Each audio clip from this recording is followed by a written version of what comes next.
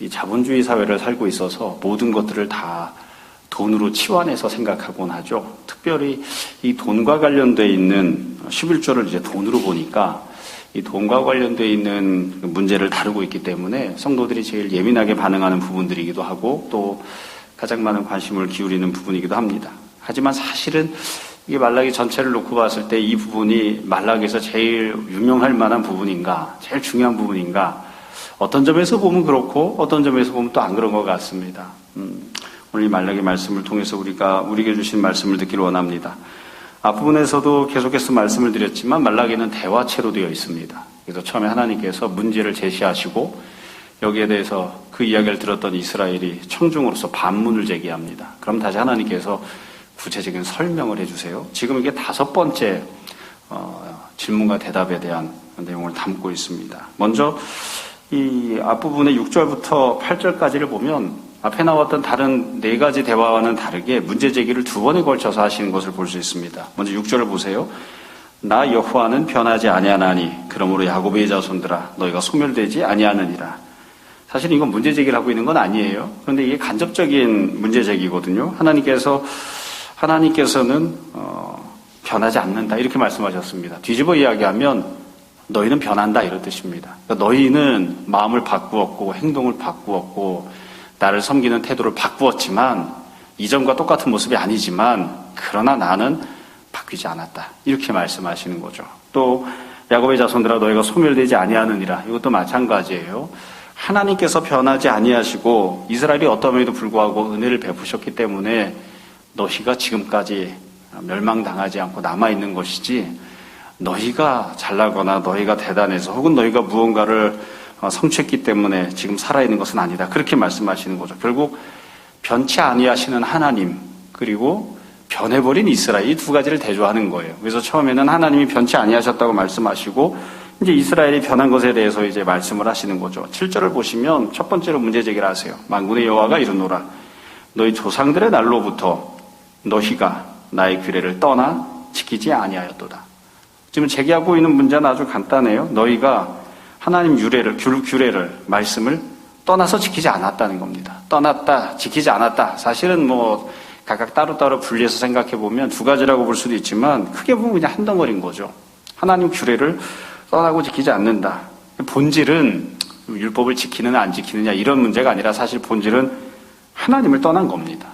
하나님을 떠난 거예요. 행동만 놓고 보면 규례를 지키지 않는 것 그것이 문제지만 사실 본질은 마음이 하나님께 없어서 하나님으로부터 마음도 떠나고 행동도 떠나고 영적으로도 하나님과 별개로 지내고 있는 그런 모습인 거죠. 이와 같은 모습이 언제부터였냐면 조상들의 날로부터 그러니까 하나님이 규례를 주셨던 과거 먼 조상들로부터 과거 먼 옛 시간부터 시작해서 지금까지 그렇게 너희가 다 하나님을 떠났다 이렇게 하나님이 말씀을 하셨어요. 그리고 나서 하나님이 핵심적인 권면을 하시죠. 7절 끝에 보시면 그런즉 내게로 돌아오라. 그러면 나도 너희에게로 돌아가리라 하였더니 그래서 하나님이 하시는 말씀은 돌아오라는 겁니다. 돌아오라. 그러니까 이 돌아오라고 하는 말은 논리적으로 보자면 규례를 떠나 지키지 아니하였다 이렇게 말씀하셨으니까 규례를 지키라 이렇게 말씀하셔야 되겠죠. 그런데 규례를 지키라, 율법을 지키라 이렇게 말씀하지 않으시고 돌아오라 이렇게 말씀하셨어요. 돌아오라고 하는 말은 다르게 표현하면 우리가 늘 표현하는 대로는 회개하라는 겁니다. 그러니까 회개한다고 하는 건 뭐냐면 현재 가고 있는 방향이 있었는데 일단 첫 번째로 멈추는 거예요. 두 번째로는 180도 방향을 돌리는 거예요. 그리고 자기가 가던 것과 정반대 방향으로 가는 겁니다. 그게 이제 돌아가는 거죠. 되돌아가라. 다시 이제 하나님께로 돌아오라고 회개하라고 그렇게 권면을 해요. 자, 이렇게 하나님 말씀하시니까 이 모든 권면을 들었던 이스라엘이 반문을 합니다. 너희가 이르기를 우리가 어떻게 하여 돌아가리까 하는도다. 이 반문이에요. 사실 우리말 성경에서는 어떻게 이 표현이 조금 다르게 번역될 수 있으니까 그러니까 우리가 이해할 때에 이스라엘 백성들이 회개하고 싶어 하는구나. 근데 회개하려고 하면 어떻게 해야 회개합니까? 이런 식으로 우리가 읽을 수도 있어요. 근데 사실 이건 지금 그런 뜻이 아닙니다. 여기서 말하고 있는 것은 자기들은 잘못한 게 없다는 거예요. 그러니까 이게 의미를 살려서 번역하자면 이렇게 이야기할 수 있어요. 우리는 하나님을 떠난 적이 없습니다. 하나님을 떠난 적이 없는데 어떻게 하나님께 돌아가란 말입니까? 지금 그렇게 반문을 하는 거예요. 그러니까 자기들이 하나님을 떠났거나 규례를 안 지킨다거나 이런 자기들의 죄악에 대해서 인정하지 않아요. 만약 하나님 말씀을 인정했다면 제가 돌아가고 싶은데 어떻게 해야 됩니까? 무엇이 문제인지 알려주십시오. 그럼 우리가 회개하겠습니다. 이랬어야 되는데 그런 태도가 아닌 거죠. 실제로도 현실 속에서 놓고 보면 이스라엘은 현재 하나님 앞에 나와서 제사 드립니다. 나름대로 안식일을 지킨다고 하고 있습니다. 또 나름대로 헌물을 한다 이렇게 하고 있습니다. 그렇기 때문에 자기들 딴에 생각할 때는 내가 하나님을 지키고 있고 또 하나님 편에 서 있고 하나님과 함께하고 있는데 뭘 돌아오고 말고 이럴 그런 여지가 있느냐 이렇게 이제 생각할 수도 있는 것이죠. 그래서 이게 방법을 묻고 있는 게 아니에요. 자, 이런 이야기를 한 다음에 다시 하나님이 한 번 다시 더 문제를 제기하세요. 8절을 보시면 두 번째로 문제를 제기하십니다. 8절에 사람이 어찌 하나님의 것을 도둑질하겠느냐.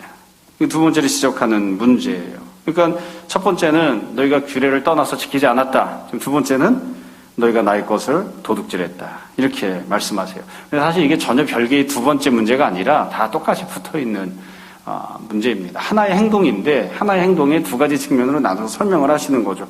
하나님의 것을 도둑질한다고 하는 것도 본질적으로는 하나님께 마음이 없다 보니까 하나님을 사랑하는 행동을 하지 않고 도리어 하나님의 것을 가져다가 쓰는 이제 그런 행동을 한다는 거예요. 여기에 대해서도 마찬가지로 반문을 합니다. 뭐라고 반문을 했냐면 이스라엘이 그러나 너희는 나의 것을 도둑질하고도 말하기를 우리가 어떻게 주의 것을 도둑질하였나이까 하는도다. 그래서 마찬가지 앞부분에 똑같아요. 어떻게라고 하는 표현 때문에 조금 이해하는데 어려움이 있거나 오해할 수도 있는데 이 표현은 우리가 어떻게 주의 것을 도둑질하였나이까라고 하는 말은 우리는 하나님 것을 도둑질하지 않았습니다. 이렇게 이야기하는 겁니다. 그러니까 자기들이 어떤 죄를 저질렀는지 하나님 앞에서 인정하거나 회개하는 그런 태도를 갖는 것이 아니에요. 그건 지금 하나님 문제를 제기하시고 이스라엘 백성들이 반문을 하죠. 이 문제를 제기하고 반문을 제기하는 이 양상을 보면 앞에 나왔던 대화들과 똑같습니다. 하나님은 문제가 있다고 말씀하시는데 이걸 들었던 이스라엘은 자기들은 문제가 없다고 생각을 해요. 회개하지 않아요. 그래서 하나님을 사랑하지 않는 것, 또 말씀을 지키지 않는 것, 하나님의 것을 도둑질하는 것, 여기에 대해서 하나님이 지적하시니까 이스라엘이 이야기하는 거예요. 우리는 그런 적이 없습니다. 왜 우리한테 이런 이야기를 하시는 겁니까? 이렇게 이야기합니다. 자, 이제 뒤이어서 하나님께서 구체적으로 말씀하기 시작합니다. 이 하나님 말씀도 아픔과 마찬가지로 두 가지 내용으로 되어 있는데 첫 번째는 처음에 지적하신 내용에 대해서 구체적으로 상세하게 설명하는 것, 두 번째는 권면하는 내용이 나옵니다. 자, 그럼 하나님 뭐라고 설명을 하셨는가? 그 뒤에 보세요. 하나님의 대답 첫 번째입니다. 이는 하나님이 말씀하신 내용은 곧 11조와 봉헌물이라. 너희 곧 온 나라가 나의 것을 도둑질하였으므로 너희가 저주를 받았느니라. 여기 보면 하나님이 구체적으로 지적하시는 게 하나님의 것을 도둑질한 게 뭐냐? 11조와 봉헌물을 하나님께 드려야 되는데 이것을 바치지 않았다. 11조와 봉헌물을 하나님께 드리지 않은 것이 하나님의 것을 도둑질한 것이다. 이렇게 말씀을 한 거예요. 뿐만 아니라 이 도둑질을 뭐라고 표현하셨냐면 9절에 보면 너희 곧 온 나라가 나의 것을 도둑질하였다. 그러니까 이스라엘 백성들이 일부는 하나님 말씀대로 11조를 하고 일부는 도둑질하고 이게 아니라 온 나라가 다 안 하고 있는 거예요. 11조도 안 하고 봉헌물도 드리지 않는 거죠. 그러니까 이스라엘은 지금 어떻게 이 죄를 짓고 있냐면 앞부분에 보면 조상의 날들로부터 조상들의 날로부터 그리고 온 나라가 그러니까 시간으로 보면 아주 오래된 거죠. 그리고 범위로 놓고 보면 한두 사람이 아니라 모두가 다 이 죄를 범하고 있어요. 그러니까 오랫동안 모든 사람이 이 죄를 범해왔기 때문에 이스라엘 백성들은 자기가 11조를 안 하거나 하나님께 봉헌을 바치지 않는 것을 당연히 여기는 겁니다. 내가 태어났을 때도 안 했고 우리 조상도 안 했고 우리 할아버지도 안 했는데 나만 안 하는 게 아니라 내 옆집 사람도 안 하고 또 나랑 같이 신앙생활하는 열심히 있다고 하는 사람들도 다 안 하는데 도대체 내가 뭐가 문제지? 라고 아무 문제의식을 느끼지 못하는 거예요. 오랫동안 이 행동을 해왔으니까. 그리고 모든 사람들이 이 행동을 하니까. 그러니까 우리가 어떤 죄에 대한 지적을 받으면 대번에 하는 이야기가 모든 사람이 그렇게 하는데요. 모든 사람이 그렇게 하는데 그게 무슨 죄가 되죠? 왜 그게 문제가 되죠? 그렇게 반문을 한다고요. 그러니까 옆에 있는 모든 사람들이 행동을 한다고 해서 내가 범한 죄가 정당성을 부여받는 것은 아닙니다. 죄악은 그대로 그냥 죄악인 거죠. 그래서 조상들의 날로부터 온 나라가 이 죄를 다 범하고 있는 거예요. 그래서 하나님께서 뭐라고 말씀하셨냐면 9절 끝에 보면 너희가 저주를 받았다. 그러니까 현재 너희가 힘들고 어렵게 살아가고 있는 이 모든 상황들이 어쩌다 보니까 만난 불행이 아니라 너희가 하나님 앞에 죄를 범했고 그래서 심판과 형벌을 받아 저주를 만난 것이다. 그렇게 하나님께서 규정하고 설명하신 거예요. 사실 이 모든 내용들은 우리도 있는 그대로 문자 그대로 받으면 됩니다. 그러니까 내가 하나님 앞에 온전하게 드려야 할 것들을 드리지 않았기 때문에 혹시 내가 하나님 앞에 죄를 범하고 그래서 하나님 앞에서 어려운 지경을 만난 것은 아닌가. 늘 스스로를 겸손하게 늘 돌아보고 생각할 필요가 있습니다. 이뿐만 아니라 하나님께서 이제 해결책을 말씀을 하세요. 이제 하나님이 정말 하시고 싶은 권면이죠. 앞부분에서 돌아오라고 말씀하셨는데, 회개하라고 말씀하셨는데, 그럼 어떻게 하는 게 돌아가는 것인가? 두 가지 양상으로 말씀을 하셨어요. 10절을 보세요. 10절에 보시면, 만군의 여호와가 이르노라. 너희 온전한 11조를 창고에 들여 나의 집에 양식이 있게 하고 그것으로 나를 시험하여 내가 하늘문을 열고 너희에게 복을 쌓을 곳이 없도록 붙지 아니하나 보라. 그러니까 하나님께서 말씀하시면서 온전한 11조를 내라 이렇게 말씀하신 거예요. 사실 제가 어렸을 때는 이것 때문에 막 논란이 있었습니다. 청년 때 아르바이트를 하는데 저는 세금을 안 내는 사람이니까 상관이 없었는데 이제 공고를 졸업하고 상고를 졸업하고 취업을 했어요. 그러면 이제 봉급을 받았잖아요. 첫 번째 받은 봉급은 대체로 다 그냥 교회에다 바칩니다. 첫 번째 월급은 하나님께 드립니다. 두 번째 월급을 타면 이제 어머니께 갖다 드리고 세 번째부터는 이제 어머니가 관리하시죠. 근데 이게 봉급을 받았을 때 11조를 해야 되는데 막 논쟁을 하는 거예요. 청년들이. 그까짓 거 돈 80만 원 받고 100만 원 받는데 11조를 하면서 새 전후로 내야 되느냐 새 후로 내야 되느냐 그러니까 어떤 게 온전한 11조냐 이래가지고 막 이야기를 해요. 어떤 사람은 새 전후로 내야 된다. 어떤 사람은 새 후로 내야 된다. 제일 편안한 건 저 같은 사람이 세금을 안 내니까 그냥 알바해가지고 받은 돈 그냥 그대로 그냥 거기서 11조를 하면 되니까. 여기서 말하고 있는 온전한 11조는 사실 세전이냐 세무냐 이런 뜻은 아닌 것 같아요. 하나님을 사랑하는 마음으로 드리는 것이죠. 여튼 온전한 11조를 하나님께 드리라는 거예요. 그래서 창고에 들여서 나의 집에 양식이 있게 하라. 이것도 매우 중요해요. 사실 이 이야기를 하고 싶어서 지금 이야기가 계속 진행되고 있는 것이거든요. 하나님의 집에 양식이 있게 하라고 이제 하나님 말씀하셨는데 여러분 하나님의 집에 양식이 왜 있어야 됩니까? 하나님이 밥을 드시나요? 하나님 밥을 안 먹습니다. 하나님은 아침도 안 드시고 점심도 안 드시고 저녁도 안 드십니다. 양식도 안 드시고 중국식도 안 드시고 한식도 안 드십니다. 근데 하나님의 집에는 곡간이 있고 거기는 곡식들이 있어야지 되고 양식이 있어야 되거든요. 그럼 왜 양식이 있어야 될까요? 그걸 먹는 사람이 있기 때문이거든요. 그 양식을 누가 먹었냐면 제사장이 아니라 레위인들이 먹었습니다. 레위인들이. 그러니까 이 레위 족속은 둘로 나누죠. 아론의 자손과 아론의 자손이 아닌 레위인으로 나누는데 아론의 자손들은 제사장이고요. 제사장은 성전에 제사 드리러 나오는 사람들이 하나님께 바치는 제물을 자기의 생활비로 사용을 했습니다. 그 사람들 말고 성전의 일을 돌보고 있던 레위인들이 있는데 레위인들은 11조를 가지고 생활을 했습니다. 그러니까 이 하나님 앞에 11조를 갖고 와서 이 성전의 곳간에 쌓아두고 양식이 있게 하면 그것을 가지고 레위인들이 생활을 한 거예요. 사실은 이제 뒤에 가면 조금 더 상세하게 말씀을 드리겠습니다만 이 말라기가 기록되는 당시에는 성전 곳간에 양식이 없었어요. 아무도 11조를 안 하니까. 그러니까 레위인들이 먹고 살 게 없죠. 그래서 레위인들이 다 도망을 가버렸습니다. 레위인들이 다 도망을 갔으니까 이스라엘 백성들이 성전에 나와서 하나님께 제사를 드리고 또 하나님께 예배를 드리고 은혜를 받으려고 해도 성전이 유지가 안 되는 거예요. 성전에 가도 아무도 없어요.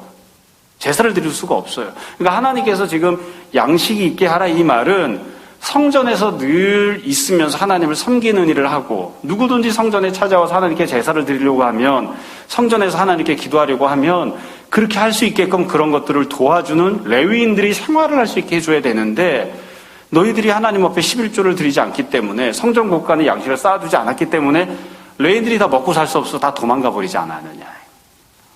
이렇게 해서는 안 된다. 지금 그렇게 말씀하시는 거예요. 그러니까 결국 회개한다. 하나님께 돌아간다고 하는 건 뭐냐면 지금 하나님 지적하시는 대로 성전이 성전으로서의 역할을 할 수 있게끔 성전 일을 하면서 먹고 살아가는 레위인들이 생활을 할 수 있게끔 너희가 책임을 져줘야 된다. 지금 그렇게 말씀하시는 거죠. 또 이 구절에 보시면 10절에 보면 말라기에서 아마 제일 유명한 구절일 거예요. 그것으로 나를 시험하여 내가 하늘문을 열고 너에게 복을 쌓을 곳이 없도록 붙지 아니하나 보라. 하나님을 시험하라 이렇게 이야기를 하죠. 여러분, 하나님을 시험하는 것은 명확한 죄악입니다. 예수님께서도 공생의 사역 시작하시면서 3가지 시험 받으셨는데 그 중에 대답하시면서 하나님을 시험하지 말라 그렇게 말씀하셨잖아요. 어디에서도 성경에서는 하나님을 시험해도 좋다고 이야기하지 않습니다. 그런데 지금 여기서 하나님께서 직접 나를 시험하라 이렇게 말씀하셨어요. 이건 진짜로 시험해보라는 뜻이냐? 아마 이게 굉장히 이렇게 강조하시기 위해서 확실하게 내가 복을 줄 거다 이렇게 말씀하시기 위해서 이렇게 말씀하신 게 아닌가 싶어요. 더군다나 여기 보시면 우리 모두가 다 좋아하는 표현이 나와요. 하늘문을 열고 너에게 복을 쌓을 곳이 없도록 붙지 아니하나 보라. 물질적인 복입니다. 여기서 말하는 건 쌓아두는 것은 물질적인 복을 뜻하는 거거든요. 그래서 너희가 11조를 온전히 해서 성전이 성전으로서 제대로 역할을 하게 하고 성전에서 생활을 해야 되는 레위인들이 생활할 수 있게 해주고 그래서 언제든지 성전에 나아가면 하나님을 만나고 예배드릴 수 있게끔 성전이 제대로 기능을 하게끔 그 상황을 유지를 시켜주면 11조를 하면 그러면 내가 너에게 물질적인 복을 부어주겠다 이렇게 말씀을 하신 거예요. 사실 구약 성경에 11조와 관련된 규정들이 레위기, 민수기 이런 데 쭉 처음에 나오거든요. 그 처음에 나올 때 보면 하나님께서 11조를 하면 물질적인 복을 주겠다고 더불어서 약속하신 적이 없습니다. 지금만 이렇게 얘기를 하는 거예요. 그러니까 예전에 모세오경에서 11조에 대한 명령을 하실 때에는 물질적인 복을 줄게 그러니까 11조해라 이렇게 말씀하신 적이 없어요. 지금은 어찌 보면 하나님이 너무너무 답답하니까 이렇게 말씀하시는 거죠. 다시 원래대로 돌아가서 처음부터 말씀을 드리면 11조를 하라. 이것은 피상적으로는 11조를 하라는 명령입니다. 근데 실제로 11조를 하라고 명령하시는 이유는 성전이 되게끔 하라. 성전에서 일을 하는 사람들이 먹고 살 수 있어서 제사가 살아있고 기도가 살아있고 성전이 제 기능을 할 수 있게끔 그렇게 해라. 지금 그렇게 명령을 하시는 거죠. 그리고 11절에 보시면 두 번째로 또 이렇게 말씀하세요. 만군의 여호와가 이르노라 내가 너희를 위하여 메뚜기를 금하여 너희 토지 소산을 먹어 없애지 못하게 하며 너희 밭에 포도나무 열매가 기한 전에 떨어지지 않게 하리니 그러니까 메뚜기를 없애주시겠다. 또 포도나무 열매가 기한 전에 떨어지지 않게 하시겠다. 이걸 다르게 이야기하면 너희가 노력한 수고가 제대로 된 열매를 맺게 해주시겠다고 말씀하는 겁니다. 아마 여러분들은 이거 당연한 거 아니야? 일을 하고 노력을 하면 당연히 대가를 받는 거 아니야? 이렇게 생각할 수도 있어요. 근데 사실 사람이 살면서 평생 살아가면서 자기가 노력한 만큼 열매를 거둔다는 건 정말 큰 복을 받는 겁니다. 아까도 말씀을 드렸습니다만 제가 이 중학교, 고등학교 다녔던 우리 모교회에는 공고상고를 다녔던 학생들이 많이 있었거든요. 근데 아마 여러분들은 그런 기도를 해보신지 모르겠어요. 우리는 중학교 다닐 때, 고등학교 다닐 때도 아이들이 늘 그렇게 기도를 했습니다. 제 친구들이. 평생 살면서 일한 다음에 봉급 띄어먹지 않고 봉급 띄지 않고 평생 봉급을 잘 받고 살게 해달라. 그렇게 기도했었어요. 왜냐하면 지금은 모르겠습니다. 법적으로 보장이 잘 돼서 그런지 모르지만 예전에는 직장에 나가서 일을 했는데 월급을 못 받는 경우들이 많이 있었습니다. 더군다나 힘이 없는 공고 나온 아이들 이런 애들은 직장에서 봉급 띄어먹고 그냥 너 나가 이러는 거예요. 그냥. 그러니까 일한 만큼 대가를 받는다. 그거 굉장히 큰 복입니다. 그러니까 하나님께서 너희가 일한 거 너희가 먹게 해주겠다. 메뚜기가 먹는 게 아니라 너희가 일한 거 포도 열매가 떨어지지 않고 너희가 다 따먹을 수 있게 해주겠다. 너희가 일한 만큼 노력한 만큼 그 대가를 받게 해주겠다. 그렇게 약속을 해주신 거예요. 12절에 보면 너희 땅이 아름다워짐으로 모든 이방인들이 너희를 복되다 하리라. 만군의 여호와의 말이니라. 하나님께서 복을 주시겠다고 쭉 말씀을 하세요. 이렇게 복을 주시겠다고 말씀하신 내용은 결국 쉽게 말하면 11조를 드리고 하나님께 봉헌물을 바치는 것이 경제적으로는 손실이 되는 것처럼 보이지만 그러나 내가 너에게 복을 줄 것이 내가 결코 그것이 너에게 손해가 되지 않게 하겠다. 그렇게 이제 말씀을 하시고 약속을 해주시는 것이죠. 자, 내용은 우리가 이 정도 들었으면 다 알 것이고요. 이제 내용을 정리해서 우리가 좀 생각해 봐야 될 부분들을 한 몇 가지, 한 서너 가지 간단하게 말씀을 드리려고 합니다. 이전에도 이 말씀을 나누면서 몇 번 드린 적이 있는 그런 내용들입니다. 우선 첫 번째는 역시 본문에서 제일 중요한 건 본문이 기록한 문자적인 의미입니다. 지금 뭐가 문제가 되고 있는가? 11조를 안 해요. 봉헌물을 안 바쳐요. 그래서 성전이 그냥 무용지물이 돼버린 겁니다. 하나님께서 그것을 지금 미워하시는 거죠. 그걸 책망하시는 거예요. 왜 성전이 이 모양이 되었느냐? 왜 성전에서 일하는 사람들이 다 도망가 버리고 아무도 일을 하지 않느냐? 이건 너희들이 책임을 져야 될 부분이다. 그렇게 말씀하시는 거예요. 그리고 11조를 내서 레위인들이 먹고 살았으니까 11조를 해서 레위인들이 생활할 수 있게 해라. 성전이 제 기능을 할 수 있게끔 하라. 그렇게 말씀하십니다. 여러분, 우리가 다 공동체 생활을 하니까 당연히 그런 책임을 져야 됩니다. 교회에서 함께 신앙생활하는 성도들은 교회 재정적인 부분에 대해서 크게든 작게든 일정 부분 책임을 지고 예배당이 예배당으로서의 기능을 할 수 있게끔 그렇게 재정적으로든 아니면 재정적으로든 노력으로든 함께 노력을 해야 되는 거죠. 두 번째로 11조에 대해서 생각을 해볼 필요가 있습니다. 지금 피상적으로 겉으로 나오는 것은 11조에 대한 것이니까 11조와 봉헌물들을 생각해 봅시다. 여러분, 11조는 왜 생겼는가, 어떻게 지켜야 되는가, 이런 것들에 대해서 성경에서 아주 명확하게 규정을 합니다. 그러니까 이 이스라엘 백성들이 출애굽을 해서 애굽에서 종살이 하다가 광야 생활을 40년 했죠. 그때 하나님께서 11조 규정을 만드셔서 명령을 하셨어요. 근데 그때 명령하셨던 내용을 보면 이렇게 되어 있어요. 광야 생활을 하는 동안 너희가 생긴 수입, 그거 11조하라고 안 합니다. 하나님께서 만나와 메추라기를 주셨는데 그거 11조 안 합니다. 하나님이 주신 명령은 이거예요. 내가 너에게 땅을 줄 거다.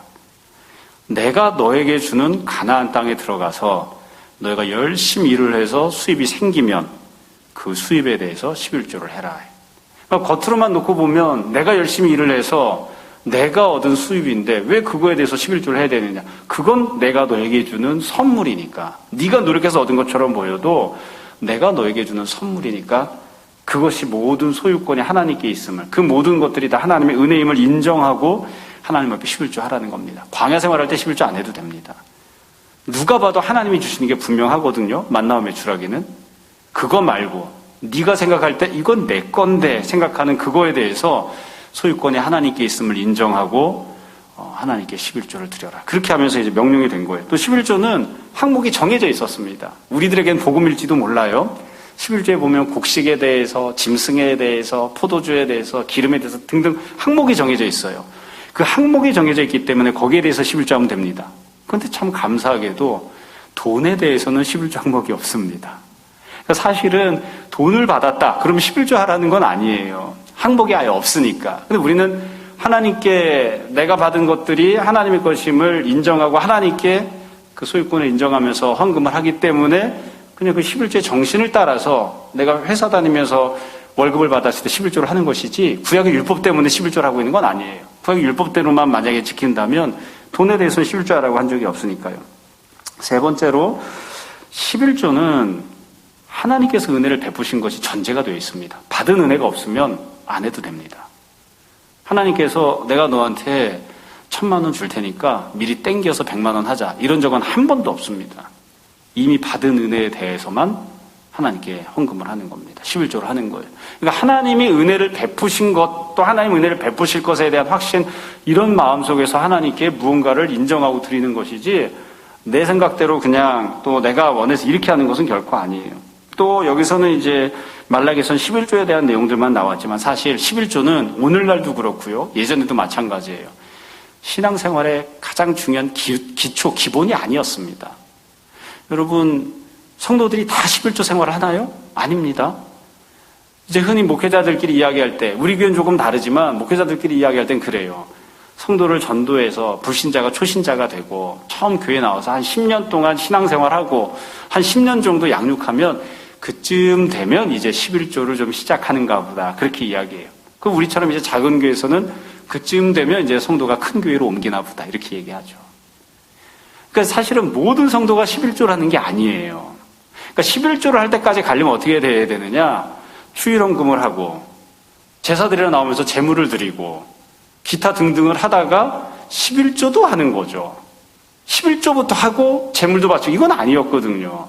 그러니까 여기에서 하나님께서 왜 11조를 하지 않느냐 이렇게 말씀하셨을 때는 사실은 중간 과정이 생략되어 있는 거예요. 전제되어 있는 것들이 있어요. 하나님 앞에 제사드리러 나왔을 때 예물을 가지고 나와라.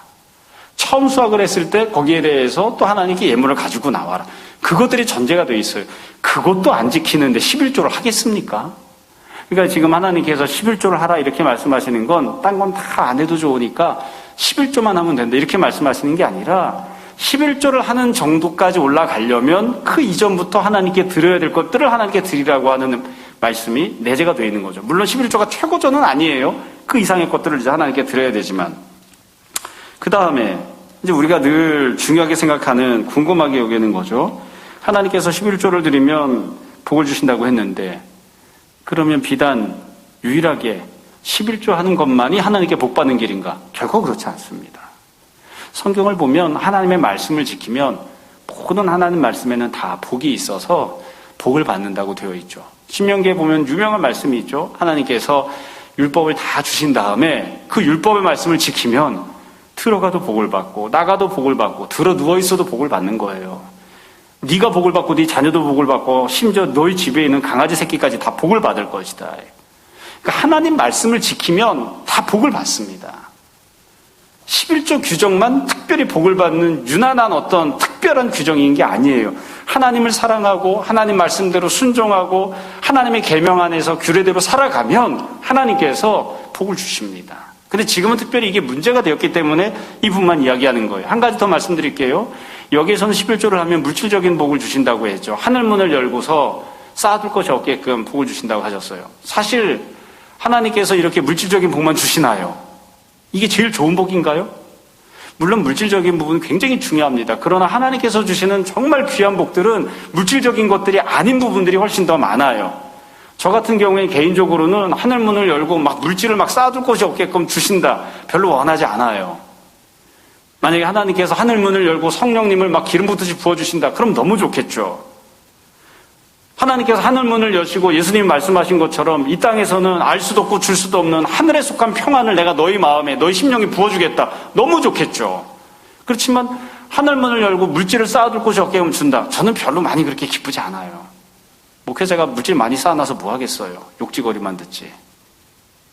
그러니까 이게 하나님께서 복을 주실 때에 물질만 주시니 아닙니다. 그러니까 11조뿐만이 아니라 다른 부분에서 하나님을 사랑하고 섬기면 하나님께서 물질적인 복, 심령의 복, 영적인 복, 인간관계의 복, 기타 등등 여러 다른 모든 부분들에 있어서 복을 주세요. 그런 점에서 보면 사실 우리는 이미 가장 큰 은혜와 복을 다 받았어요. 예수 그리스도를 받았고 아직 완전하게 누리지는 못하고 있지만 영생과 천국을 소유하고 있고 많은 것들을 다 받았죠. 그러니까 그런 점에서 보면 꼭 굳이 11조를 해야 되나? 이런 생각이 들 수도 있어요. 여하튼 하나님께서 우리에게는 물질적인 복만 주시는 것은 아닙니다. 자, 마지막으로 한 가지만 더 말씀드리고 오늘 말씀을 마무리하려고 합니다. 이 말씀이 왜 주어졌는지를 이제 말씀을 드리려고 해요. 이 말씀이 주어졌던 이유와 목적 그리고 시대적인 상황들이 있습니다. 그런 것들은 사실 성경 본문에서 명시적으로 이야기하지는 않고 있기 때문에 뚜렷하게 이거다 이렇게 딱 부러지게 말할 수는 없어요. 그렇지만 우리가 생각해야 될 점이 있습니다. 뭐냐면 여러분 제가 처음에 말라기 말씀을 강의 시작할 때 말씀드렸지만 말라기는 시대적인 배경이 언제냐면 이스라엘이 메소포타미아에 포로로 끌려갔다가 70년 시간이 다 차서 다시 포로 생활을 마치고 가나안으로 돌아왔습니다. 그때를 이제 에스라 느헤미야 시대라고 하거든요. 그때 성전도 짓고 세 가지가 회복이 되었죠. 첫 번째는 예배의 회복, 두 번째는 가정의 회복, 세 번째는 삶의 자리의 회복이 일어났습니다. 근데 그런 일이 있고 난 다음에 한 시간이 짧게는 50년, 길게 보면 한 100년이나 150년 그 정도 시간이 지난 다음에 지금 말라기가 있는 거예요. 그래서 우리가 에스라 느헤미야를 잘 알아야 말라기 내용을 조금 더 정확하게 이해할 수 있거든요. 근데 에스라 느헤미야를 보시면 느헤미야서의 맨 끝에 나오는 장면이 있습니다. 그 장면이 뭐냐면 이스라엘 백성들이 성전을 회복했잖아요. 그리고 나서도 성전을 잘 사용하지 않고 있다가 나중에 회개하고 하나님 앞에 나와서 성전에다가 자기들이 갖고 온 예물들을 막 바리바리 갖고 와서 막 쌓아둡니다.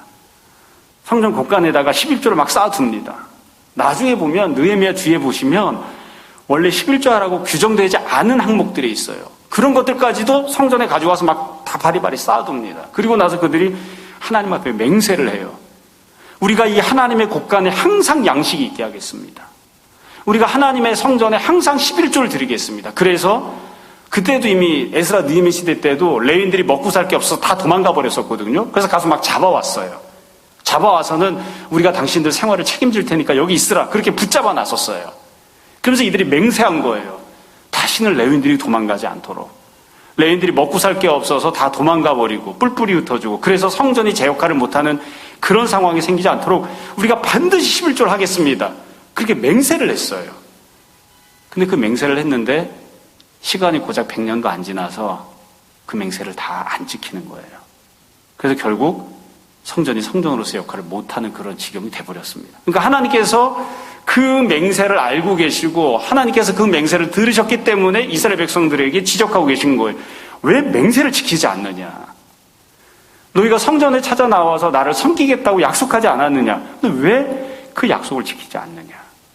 그러니까 지금 이 말라기에 나오고 있는 내용은 11조 자체가 너무 중요하기 때문에 11조를 해라, 11조를 해라 그런 내용 그렇게 이해할 수도 있지만 그것도 틀렸다고 할 수는 없어요. 그렇지만 좀 더 본질적으로는 그렇게 볼 수 있는 거죠. 이스라엘 백성들이 회복을 했잖아요. 가나안으로 돌아왔잖아요. 그들이 서 있는 현재의 자리가 이미 은혜를 받은 자리예요. 그래서 그들이 이 은혜를 받았기 때문에 회복을 했기 때문에 그렇기 때문에 예전에는 노예를 살다 지금은 자유인이 되었으니까 예전에는 땅이 없다가 지금은 땅을 갖게 되었으니까 회복과 은혜를 누리고 살고 있으니까 그들이 하나님 앞에 맹세를 했다고요. 하나님 우리가 하나님 사랑하면서 살겠습니다. 그렇게 맹세를 했습니다. 앞부분에 나왔던 내용도 생각해보면 맹세와 관련돼 있어요. 이혼하지 말라는 게 4번째 대화였죠. 이혼하지 말라는 건 뭐였냐면 하나님 앞에 나와서 맹세를 했어요. 결혼할 때 맹세를 하잖아요. 내가 내 아내를 사랑하겠습니다. 그러니까 형제를 향하여 어떻게 할 것인가. 이웃사랑과 관련된 부분에 있어서 하나님 앞에 나와서 맹세한 거예요. 근데 그 맹세를 안 지켜요. 그러니까 하나님께서 이스라엘 백성들에게 책망하시죠. 너희가 내 앞에 나와서 온전한 결혼과 가정생활을 꾸리겠다고 맹세하지 않았느냐. 근데 왜 형제를 학대하느냐. 왜 네 아내를 쫓아내느냐. 왜 맹세를 지키지 않느냐. 이웃사랑과 관련된 그 부분에 있어서 왜 너희가 맹세를 안 지키느냐. 그렇게 책망하신 거예요. 지금은 하나님 사랑과 관련된 부분에 있어서 왜 맹세를 지키지 않느냐. 너희가 왜 마음이 변했느냐. 그렇게 하나님께서 지금 책망하시는 겁니다. 그러니까 결국 이미 은혜를 받아 누린 사람, 무엇이 하나님 원하시는지 잘 알고 있는 사람, 그리고 그대로 살겠다고 바꾸어진 변화된 삶을 살겠다고 하나님 앞에 맹세를 했던 사람, 그 사람들이 마음이 바뀐 거죠. 그래서 하나님 앞에 맹세를 지키지 않는 사람들이 돼버리는, 그래서 성전은 건물만 덩그러니 있으나마한 그런 건물이 되어버린, 예배도 제사도 다 사라져버리는 그런 지경이 돼버린 겁니다. 그러니까 하나님께서 속이 타는 거죠. 왜 너희가 사회를 구성하고 살아가면서 옆에 있는 사람에게 나에게 맹세한 대로 하지 않느냐. 너희가 왜 삶을 살아가면서 나에게 맹세했던 대로 하나님 사랑하는 그런 삶을 살지 않느냐. 그렇게 책망하시는 겁니다. 그렇기 때문에 이 말라기에서 나오는 이 5번째 대화를 우리가 우리 스스로에게 적용을 하려면 이렇게 적용해야 됩니다. 하나는 이 본문을 문자 그대로 적용하는 겁니다. 나는 하나님 앞에 11조를 잘 드리고 있는가? 우리가 바쳐야 되고 드려야 되는 건 11조 하나만이 아닙니다. 신명기에서 이야기하는 대로 마음을 다하고 힘을 다하고 목숨을 다해서까지 하나님을 사랑해야 돼요. 그러니까 우리가 마음도 드려야 되고 힘도 드려야 되고 목숨도 드려야 됩니다. 단지 그냥 물질의 11조, 시간의 11조 이런 것만이 아니라 모든 것들을 하나님께 드리는 삶을 살아야지 돼요. 과연 우리는 그렇게 하나님 앞에 드리는 삶을 살고 있는가? 받은 은혜를 기억하고 이 모든 것들이 다 하나님의 은혜임을 인정하면서 하나님께 드리는 삶을 살고 있는가? 2번째로는 내가 은혜 받은 사람이기 때문에 하나님 사랑하면서 살겠습니다. 그렇게 하나님께 맹세했던 것을 과연 나는 지키면서 살고 있는가? 이게 사실 지금 이 본문이 우리에게 던지는 본질적인 그런 책망입니다. 하나님 사랑하면서 살겠습니다. 하나님 섬기면서 살겠습니다. 예배드리며 살겠습니다. 전하면서 살겠습니다. 나 자신만 챙기지 않고 하나님께서 맡겨주신 직분을 감당하면서 살겠습니다. 그렇게 우리가 맹세하고 다짐했었는데 그 맹세와 다짐을 우리가 그대로 잘 지키고 살고 있는가? 하나님께서 처음에 말씀하신 대로 나는 변하지 않는다. 그러나 너희는 변했다. 그 꾸지람이 우리에게 주어지는 꾸지람은 아닌가 우리가 늘 생각해 봐야 됩니다. 여러분, 늘 불행한 일이지만 모든 설교를 마칠 때 맨 끝에 던지는 질문이 있습니다. 하나님께서 이렇게 책망하신 다음에 이스라엘은 이 말씀을 듣고 회개했을까요? 이 말씀을 듣고 하나님 앞에 순종해서 돌아갔을까요? 성전에 11조가 쌓여 있게 되었을까요? 레위인들이 다시 성전으로 돌아와서 이스라엘이 원하면 언제든지 하나님 앞에 나와 제사드리고 기도할 수 있는 그런 여건이 갖추어졌을까요? 불행해도 그렇게는 못했습니다. 우리는 하나님 말씀을 들었지만 불순종한 이스라엘 같은 그런 사람들이 되는 것이 아니라 잃어버렸던 초심을 다시 찾고 첫사랑을 회복하고 주님 맞습니다. 제가 하나님 사랑하며 살기로 결심했었습니다. 그 결심을 다시 회복하고 하나님 사랑하며 살겠습니다. 그것을 위해서라면 내가 하나님께 물질을 드리고 시간을 드리고 마음을 드리고 할 수 있다면 목숨까지라도 하나님께 드리겠습니다. 그런 마음으로 살아가는 우리들이 다 되었으면 좋겠습니다. 축원합니다. 이 시간 잠시 우리 말씀을 기억하면서 회개와 결단을 기도합시다. 우리 잠시 기도하겠습니다.